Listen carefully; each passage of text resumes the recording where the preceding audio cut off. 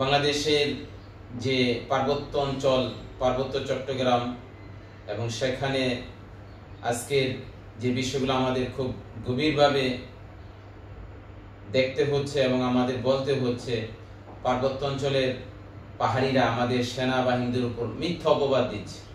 অপবাদের মধ্যে তারা এটাও বলতেছে যে সেনাবাহিনীরা আমাদের বাজার চেক করে আমরা কয় কেজি চাউল কিনলাম, কয় কেজি আলু পেঁয়াজ কিনলাম। আমাদের সেনাবাহিনীরা এত নোংরা না যে তোমাদের বাজার চেক করবে।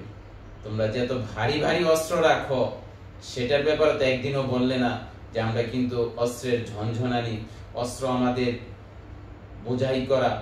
আমাদের সেনাবাহিনীরা তোমাদের অবৈধ অস্ত্রের, তোমাদের সেই অবৈধ রামদা যেগুলো আছে সেগুলোর চেক আমাদের সেনাবাহিনী ভাইরা করে।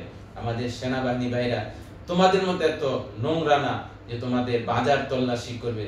তোমরা বাজারের অন্তরালে তোমরা সেখানে ভারী ভারী অস্ত্র জমাচ্ছ, যোগান দিচ্ছ, সেটার বিরুদ্ধে আমাদের সেনাবাহিনীরা তোমাদের চেকিং এবং তোমাদের যা যা করা দরকার সেগুলো করে। সুতরাং বাঙালি জাতিকে আমরা বলবো, তারা অপবাদ দিয়ে সেনাবাহিনীর আত্মমর্যাদা নষ্ট করার চেষ্টা করতেছে।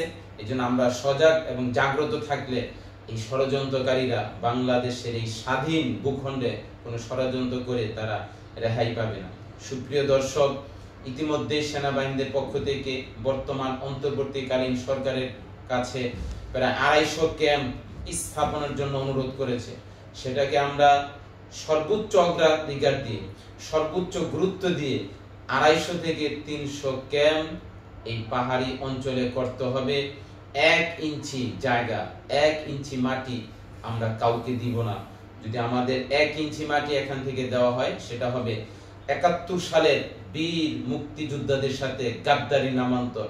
71 সালে আমাদের মা বোনেরা যে রক্ত দিয়েছেন, ইজ্জত বুলণ্ঠিত করেছেন, সেই রক্তের সাথে গাদ্দারি হবে, সেই ইজ্জতের সাথে গাদ্দারি হবে। সুতরাং 1 ইঞ্চি জায়গাও আমরা কাউকে দিব না।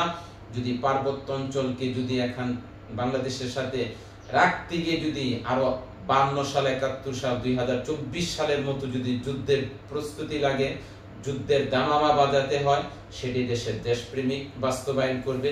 সেটি দেশের বীর যারা খাঁটি দেশপ্রেমিক তারা এটাকে বাস্তবায়ন করবে।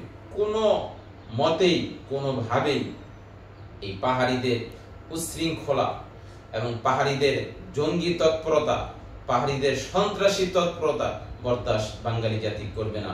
ইনশাআল্লাহ আমাদের প্রশাসনের ভাইয়েরা সর্বদা আছেন, আমাদের সেনাবাহিনীরা সেখানে আছেন, থাকবেন, এবং প্রয়োজনে আমাদের সেনাবাহিনীদের সাথে এই দেশের বাঙালি জাতি ইনশাআল্লাহ 71 সালের মতো, 2024 সালের মতো ঝাঁপিয়ে পড়বে। আল্লাহ আমাদেরকে বোঝার তৌফিক দান করুক, আমিন।